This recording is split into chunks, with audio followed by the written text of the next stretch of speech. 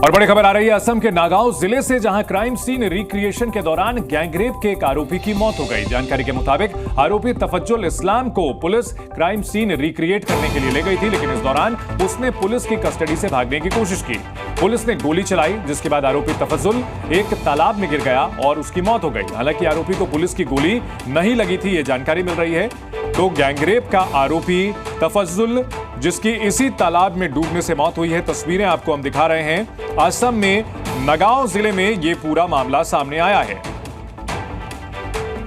नाबालिग से गैंगरेप का आरोपी तफज्जुल, जिसकी तालाब में डूब करके मौत हुई है, असम पुलिस उसे सीन रिक्रिएट करने के लिए लेकर गई थी। यहां उसने भागने की कोशिश की, तालाब में गिरा और उसकी मौत हो गई, यह जानकारी मिल रही है। इस वक्त ये बड़ी खबर, और आसाम पुलिस का यह कहना है कि तालाब में डूबकर उसकी मौत हुई है। भागने के दौरान पुलिस ने गोली जरूर चलाई थी, लेकिन पुलिस का यह कहना है कि आरोपी को गोली लगी नहीं थी।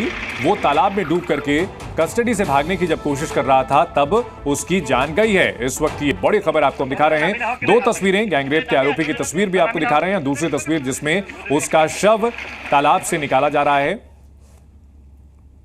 तो भागते वक्त तालाब में डूबा तफज्जुल इस्लाम, गैंगरेप का आरोपी। इस पूरे मामले को लेकर के असम में इंसाफ की मांग की जा रही थी। लगातार आरोपियों के खिलाफ सख्त से सख्त कार्रवाई की मांग की जा रही थी, और सरकार ने भी कहा था कि कड़ी कार्रवाई की जाएगी। लेकिन इस बीच तफज्जुल इस्लाम की मौत हुई है। इस बड़ी खबर पर जी मीडिया संवाददाता नीरज गौड़ हमारे साथ जुड़ चुके हैं। नीरज, इस मामले से जुड़ी हुई क्या जानकारी है हमारे पास?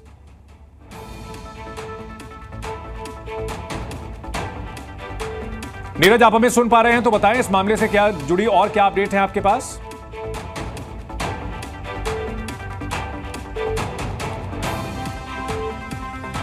नीरज से हम आगे और संपर्क करने की कोशिश करेंगे। इस वक्त की बड़ी खबर, असम के नगांव जिले में गैंगरेप का आरोपी तालाब में डूब करके उसकी मौत हो चुकी है। नाबालिग से गैंगरेप का आरोपी तफज्जुल, जिसकी तालाब में डूबने से मौत हुई है। पुलिस उसे सीन रिक्रिएट करने के लिए लेकर गई थी, वहां उसने भागने की कोशिश की और इसी दौरान पुलिस ने गोली चलाई। गोली से बचने के लिए वो तालाब में कूदा और वहीं डूब करके उसकी जान चली गई है। इस वक्त की ये बड़ी खबर आ रही है, नाबालिग से गैंगरेप के आरोपी की मौत हो गई है। असम के नगांव जिले से बड़ी खबर आ रही है, गैंगरेप के आरोपी की डूबने से मौत हुई है। तफज्जुल इस्लाम नाम का यह शख्स असम पुलिस की गिरफ्त में था। पुलिस उसे सीन रिक्रिएट करने के लिए लेकर गई थी और वहां उसकी तालाब में डूब करके मौत हो गई है।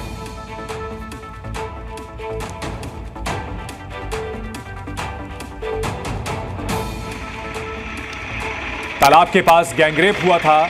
इस पूरे मामले को लेकर के, नाबालिग से जो गैंगरेप का यह मामला सामने आया था, इस पर बड़ा हंगामा मचा हुआ है। आरोपियों के खिलाफ सख्त से सख्त कार्रवाई का भरोसा असम सरकार ने दिया, लेकिन इस बीच पुलिस के हिरासत में जिस तरह से तफज्जुल इस्लाम की मौत हुई है आरोपी की, इस पर निश्चित तौर पर सवाल उठेंगे। जी मीडिया संवाददाता नीरज गौड़ हमारे साथ जुड़ गए हैं। नीरज, इसमें कई सारे संयोग एक साथ हुए हैं कि भाई पुलिस सीन रिक्रिएट करने के लिए लेकर गई है। रिक्रिएशन के दौरान वहां पर बहुत अंधेरा था, वीडियोग्राफी नहीं हो पाई है। पुलिस से भागने की कोशिश करता है आरोपी और इसमें पुलिस गोली चलाती है, वो तालाब में कूदता है, उसकी मौत हो जाती है। बहुत सारे संयोग एक साथ नजर आए हैं इस पूरे मामले में।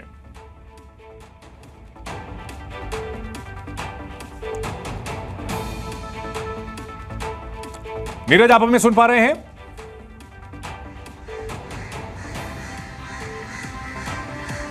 क्या हो रहा है?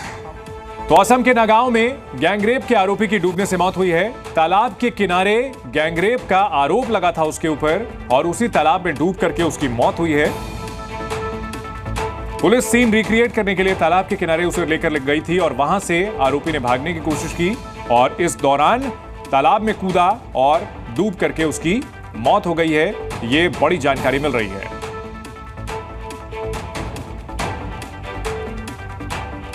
असम के नगांव से बड़ी खबर आ रही है, गैंगरेप के आरोपी की तालाब में डूब करके मौत। इस मामले पर सियासी संग्राम होना तय है। आज अदालत में उसकी पेशी भी होनी थी, लेकिन पेशी से पहले तालाब में डूब करके उसकी मौत हुई है। इस पर कई सवाल उठेंगे निश्चित तौर पर। असम पुलिस को लेकर के भी, हिरासत से कैदी ने भागने की कोशिश कैसे की। नीरज, आपके पास क्या जानकारी है इस पूरे मामले को लेकर?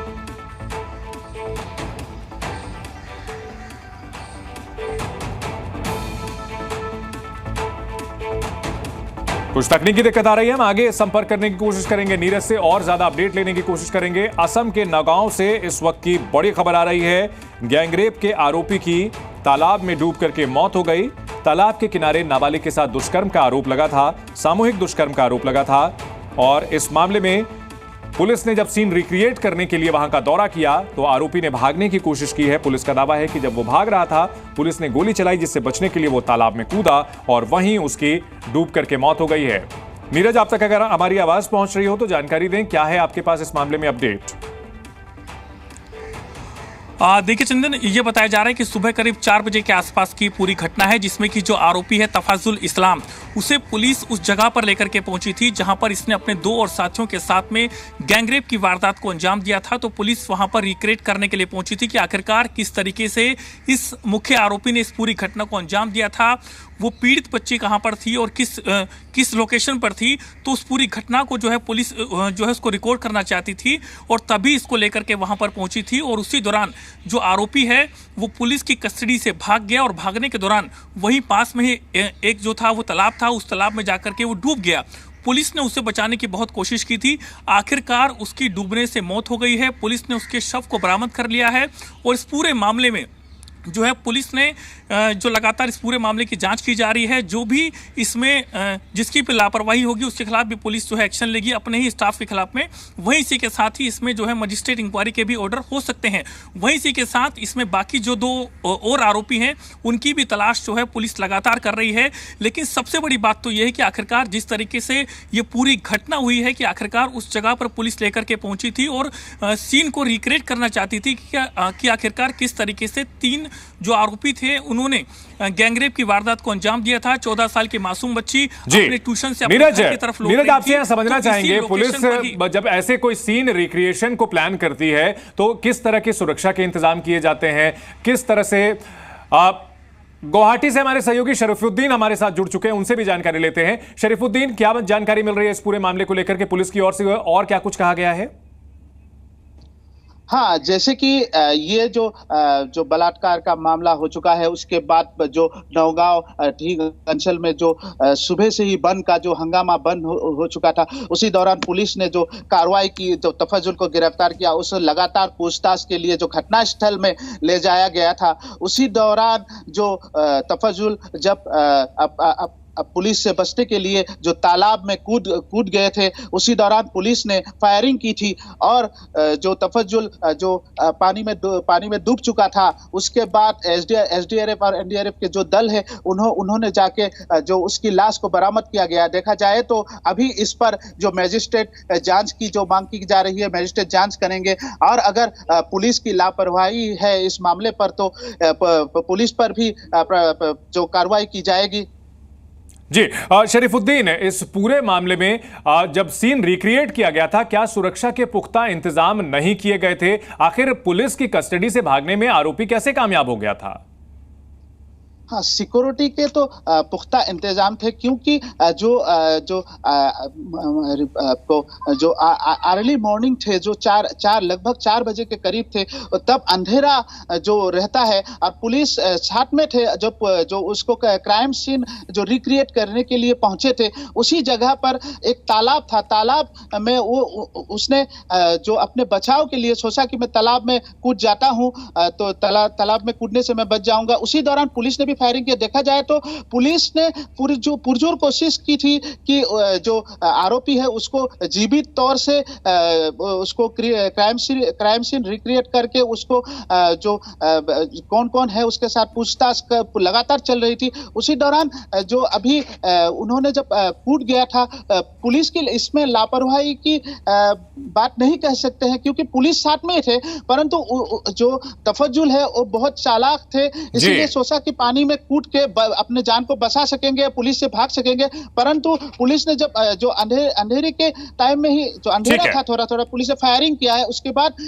जो उसकी मौत हो चुकी है। ठीक है शरीफुद्दीन, बहुत शुक्रिया इस पूरी जानकारी के लिए। तो तफजुल इस्लाम जिसने की कूद करके भागने की कोशिश की तालाब में, उसकी मौत हो गई।